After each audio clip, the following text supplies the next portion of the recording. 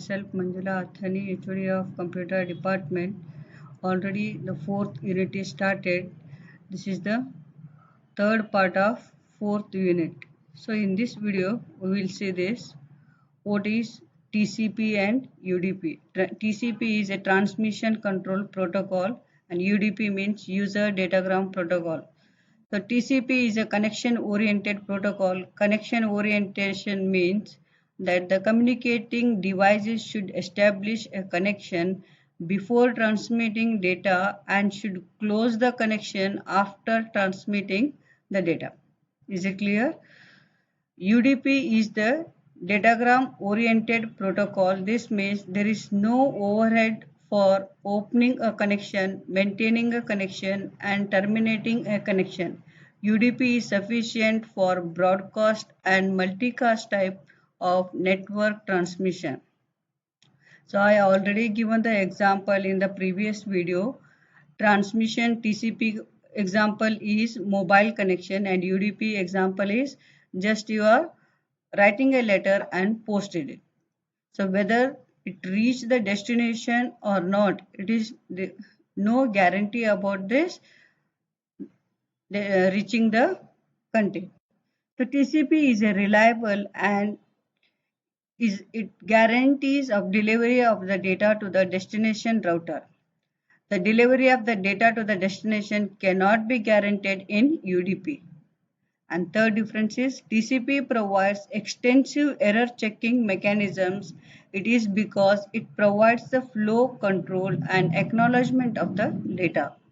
UDP has only the basic error checking mechanism using checksums.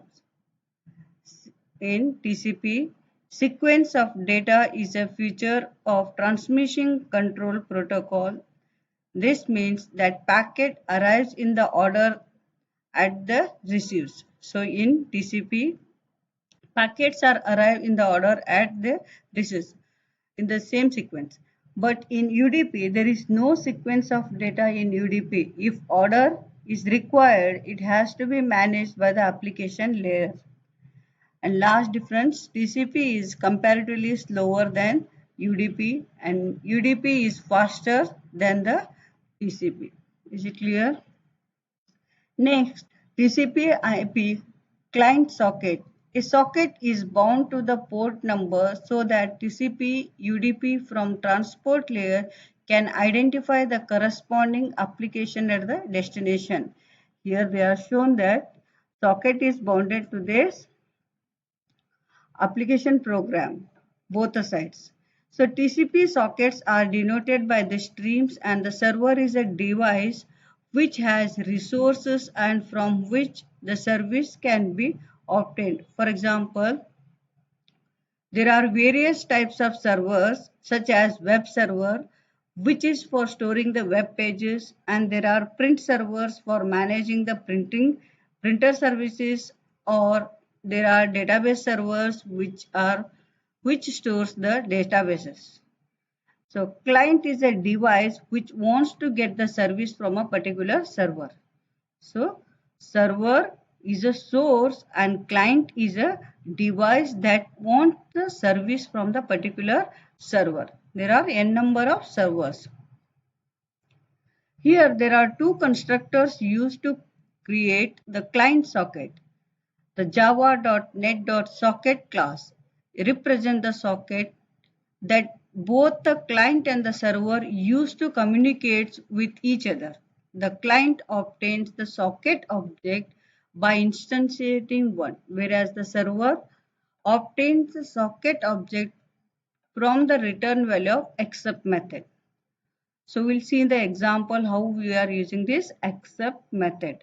The socket class has 5 constructors that client uses to connect to the server. For the client side, which is the class socket. For the server side, we are having the class server socket. So we'll see the constructors in the client side. So public socket, the parameters are host name and the port name, string host and integer port.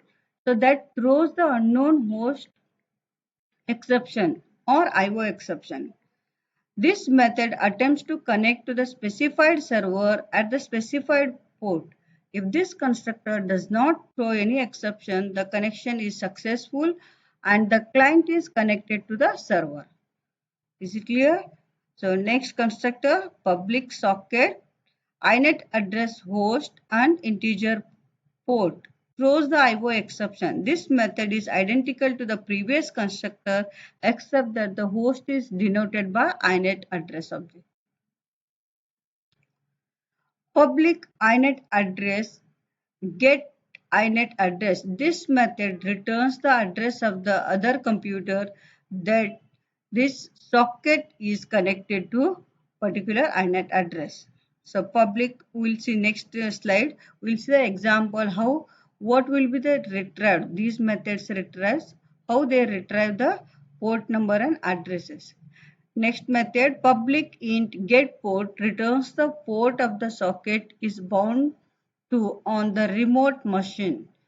Public int get local port returns the port of the socket is bound to on the local machine.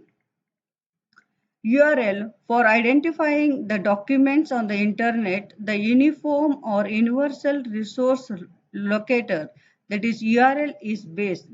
This is variety of URL depending upon the type of resources. The general format of URL is protocol colon followed by the backslash username @hostname, then path and the file name. The scheme specifies the communication protocol. Different schemes have different addresses. Various schemes that use are HTTP, FTP and so on. Here protocol, we can write it, that is HTTP. And most commonly used protocol for the web browser and the webs are URL path. The path to be web document is similar to the path to the particular file present in the folder. In this path, the directory names and the files are separated by the separator character. Server communication is Hypertext Transfer Protocol, that is HTTP. This protocol is based on the request response mechanism. Here in this example, we see that the URL path, the Java URL class represents the URL. URL is an acronym for the Uniform Resource Locator. It points to the resource of the World Wide Web. HTTP colon followed by the backslash www.javapoint.com backslash index.jsp. In this URL contains the many information, that is protocol. In this case, HTTP is a protocol and server name is www.javapoint.com is a server name, and port number, here port number is not given. It is optional. You can give or you cannot give. So it is optional. If you are not providing the port number, it retrieves the -1. Is it clear? So here it will retrieve the -1. And next last option is a file name or a directory name. In this case, index.jsp is the file name. Next is URL class. The Java's URL class has various constructors. These constructors throw the exception of malformed URL exception. It is very important. URL class throw the exception, that is a malformed URL exception. The syntax to specify the URL constructors are URL followed by the parameter string URL and then string protocol name, comma, host name, port name and string path. There are 4 parameters and last is 3 parameters, string, protocol name and host name and path name. Commonly used methods of Java URL class are java.net package provides the many methods. The important methods of the URL class is given below. First one, string get protocol returns the protocol of the URL, and next string get host returns the host name of the protocol URL, and get port returns the port number of the URL, and last method get file returns the file name of the URL. Here we will see the example. So write a Java program to to obtain the name of the protocol, port number, host name, and file name of the URL. So how to retrieve the port number, host name, and file name? Here, first, before doing this networking programming, you have to import the package, import java.net package. And after that, you have to write the class followed by the class name. And this main method throw the which exception? Malformed URL exception. Here, in this example, they are given the URL address. From this URL address, you are supposed to retrieve the protocol name, which protocol you are retrieving, which is the protocol, HTTP is the protocol.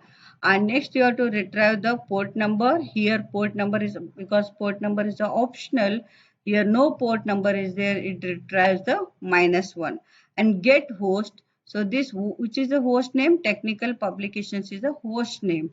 And get file, and this is the file name, index.php is a file name.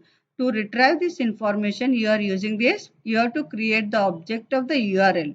The URL followed by the object name, new URL, and you are supposed to provide the path, that is URL path.